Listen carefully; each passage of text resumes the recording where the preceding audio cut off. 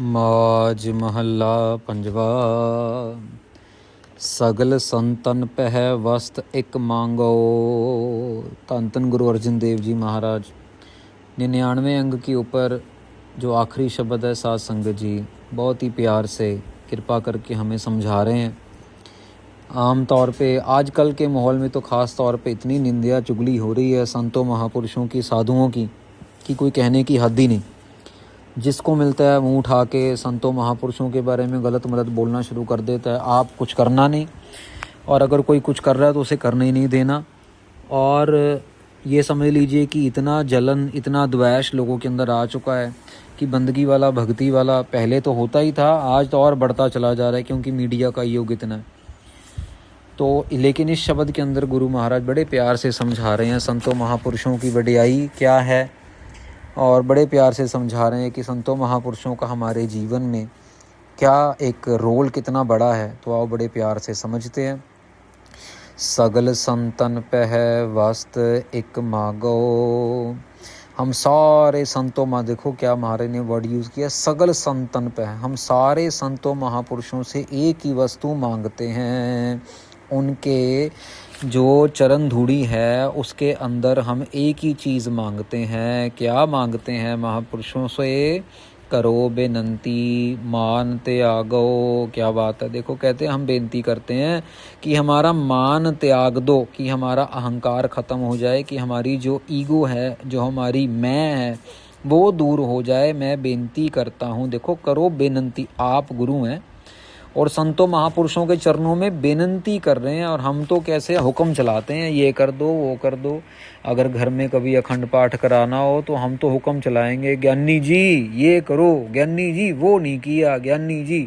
ऐसे नहीं साध संगत जी। जो ग्रंथी सिंह घर में आते हैं, बड़े वो सत्कार योग हैं, वो गुरु ग्रंथ साहिब की सेवा कर रहे हैं। वो ना हो तो गुरुद्वारे में प्रकाश ना हो, वो ना हो तो गुरुद्वारों में अरदास हुक्मनामा ना हो। हम क्या क्या कर लेंगे। हम अपनी दुकानें चलाएंगे, मकान संभालेंगे, बच्चों को संभालेंगे, या गुरुद्वारे में जाके गुरु ग्रंथ साहब महाराज की सेवा करेंगे। इसीलिए महाराज ने ग्रंथी सिंह बनाए, महापुरुषों की सेवा लगाई। हमें सत्कार करना चाहिए। बेनती कर रहे हैं गुरु अर्जन देव जी महाराज, वार वार जाई लख वरिया, देहो संतन की धूरा जियो। देखो क्या बात है। महाराज कह रहे हैं हम बार बार, लाख बार कुर्बान जाते हैं। किनको कुर्बान जाते हैं? जो हमें संतों महापुरुषों के साथ जोड़ रहे हैं। संतों महापुरुषों की चरण धूड़ी मिल जाए हमें, हम उस चरण धूड़ी को बार बार कुर्बान जाएंगे। संतों महापुरुषों की चरण धूड़ी दे दो हमें। कोई आए ऐसा परोपकारी जो हमें संत जनों से मिलवा दे, संत जनों की धूड़ी दिलवा दे। कितनी बड़ी बात है साध संगत जी। कह रहे एक बार नहीं, बार बार। अभी गुरु की बात नहीं कर रहे, गुरु अर्जन देव जी महाराज, यहाँ गुरु रामदास महाराज की संतों महापुरुषों की बात कर रहे हैं।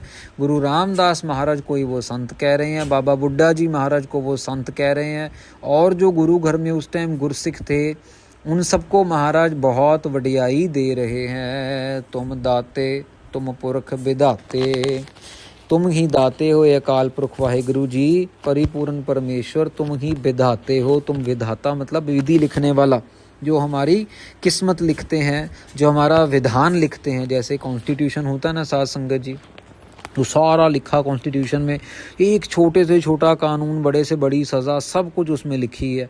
ऐसे हमारे जीवन का जो विधान लिखा जाता है ना, उसको विधाता कहते हैं। महाराज कह रहे हैं तुम पुरख विधाते, तुम वो पुरख हो जो हमारा विधान लिखते हो। तुम समर्थ सदा सुख दाते।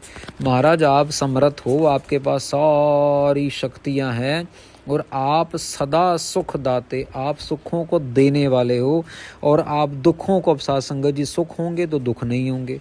तो बिल्कुल एक क्लैरिफिकेशन मिल गई। आप सदा सुख देने वाले हो, और सुख देने वाले हो तो इसका मतलब आप सदा दुख हरने वाले हो। तो हमारे दुखों को ख़त्म करके हमें सुख देने वाले हैं अकाल पुरख वाहिगुरु जी, परिपूर्ण परमेश्वर अकाल पुरख वाहिगुरु जी। सबको तुम ही ते वरसावै, अवसर करहो हमारा जियो। महाराज कहते हैं सबको तुम ही ते वरसावै।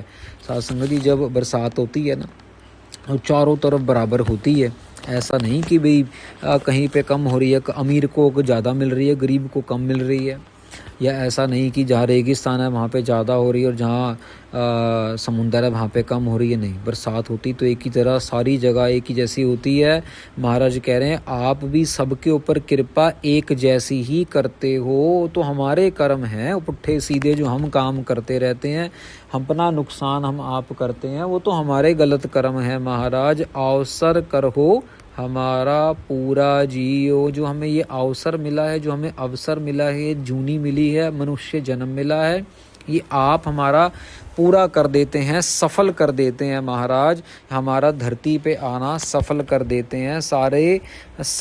सारे पदार्थ देते देते आप देने वाले हो, पदार्थ देते देते नाम पदार्थ दे के हमें ये अवसर हमारा सफल कर देते हो। दर्शन तेरा पावन पुनीता, महाराज कहते हैं आपके दर्शन करके जो साध संगत जी ये समझ लीजिए कि जितने भी तीर्थ स्थान हैं, जितने भी बड़े बड़े भवन हैं, जैसे साध संगत जी आम तौर पे अगर माना जाए तो 14 लोक जो हैं वो माने जाते हैं कि 14 तरीके के भवन हैं।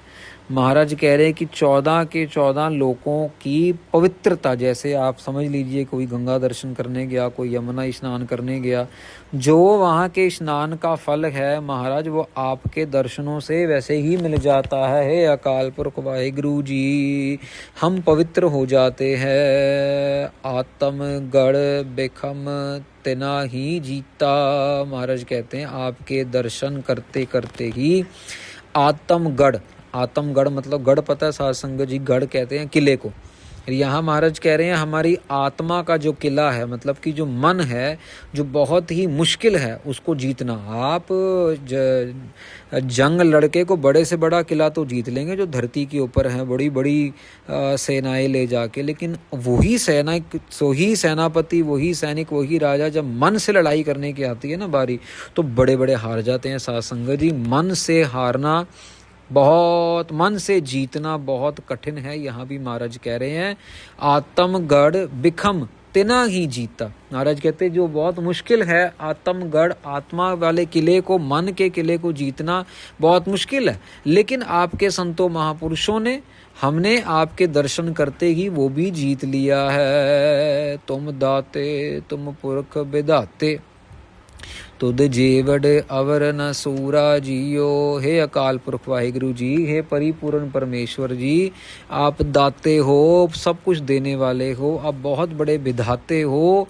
तुद जेवड़ अवर न सूर, आपसे जैसा बड़ा कोई सूरमा है ही नहीं दुनिया में, जो आत्मा से लड़ने की शक्ति दे, मन से लड़ने की शक्ति दे और मन को जीत के अपने काबू में कर लेने का बल दे हमें।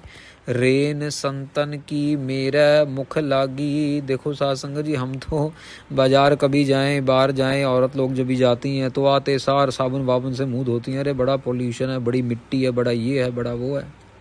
यहाँ पे गुरु अर्जन देव जी महाराज कह रहे हैं कि मैंने संतों महापुरुषों की धूड़ी, पैरों की धूड़ी अपने मुख पे लगाई है। रेन संतन की मेरा मुख लागी। ऐसे ही साध संगत जी एक बारी ना एक साहूकार दुकान चलाता था और मानता नहीं था किसी को, बड़ा ही मतलब ढीठ किस्म का इंसान था, कोई भगवान को किसी को नहीं मानता था।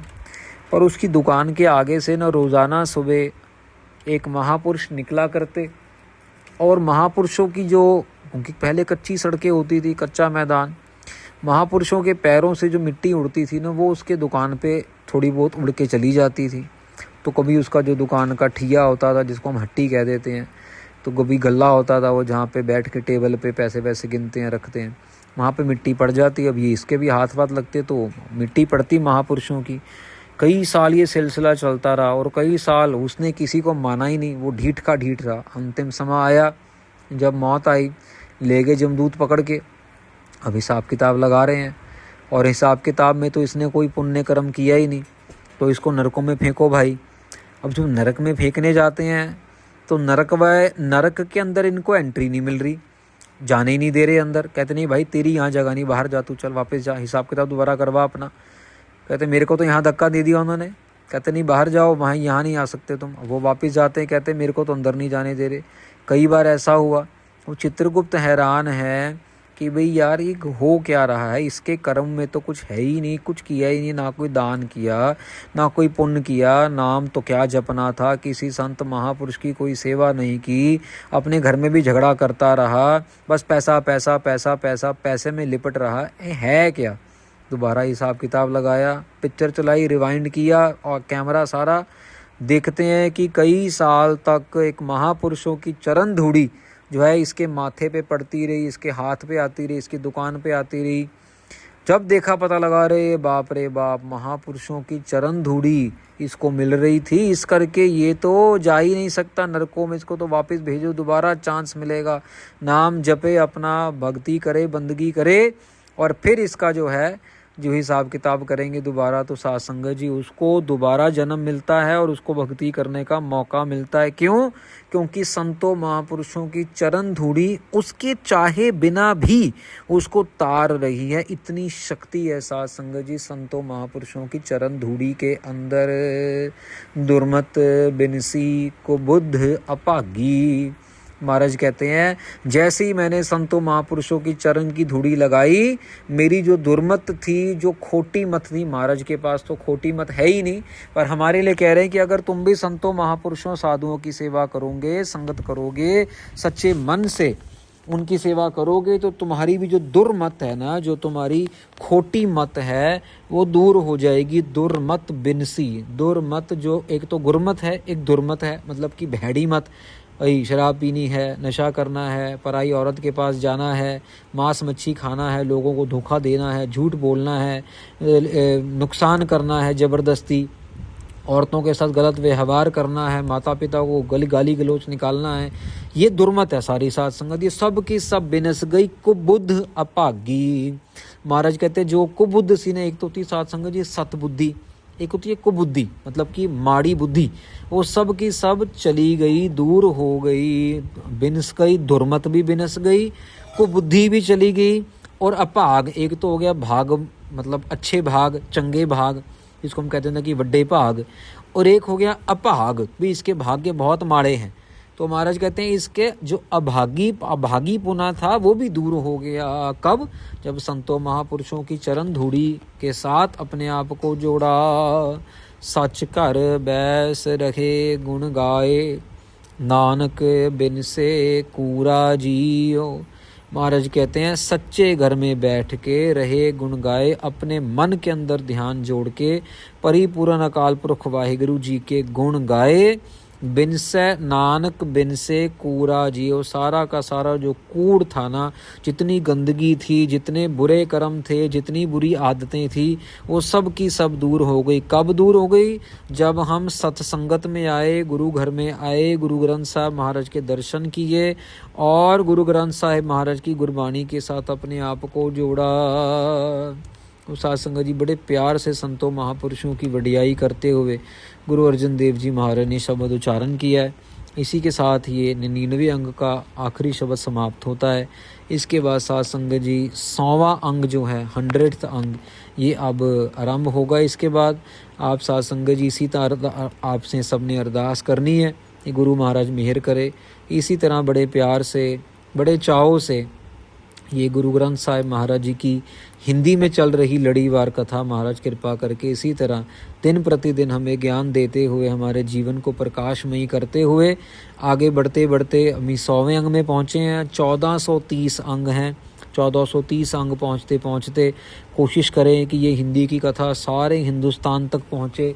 बच्चा बच्चा, बुज़ुर्ग बुज़ुर्ग, नौजवान सब ये हिंदी में कथा सुने और कहीं ना कहीं अपनी जीवन में प्रेरणा लेते हुए अपने जीवन को बदलने की कोशिश करे। प्राणी तू आयो लाहा लैन, हम लाहा लेने के लिए आए हैं। लगिया कित को फकड़ा, सब मुक्ति चलदी रैन। महाराज कह रहे हैं कि तेरी गलत कामों की वजह से रात जो बीतती चली जा रही है, तू नाम नहीं जप रहा। साध संगत जी, हम नाम जपें, सतनाम वाहिगुरु, सतनाम वाहिगुरु, और अपने जीवन में सुख लेके आए। कहीं नहीं कहते गुरु महाराज कि अपना धर्म बदलो, कहीं नहीं कहते महाराज की अपनी वेशभूषा बदलो, कहीं नहीं महाराज कहते कि अपनी भाषा बदलो, कुछ नहीं कहते महाराज। सिर्फ एक बात कहते हैं कि अकाल पुरख वाहिगुरु जी का नाम जपो, नाम जपो, नाम जपो।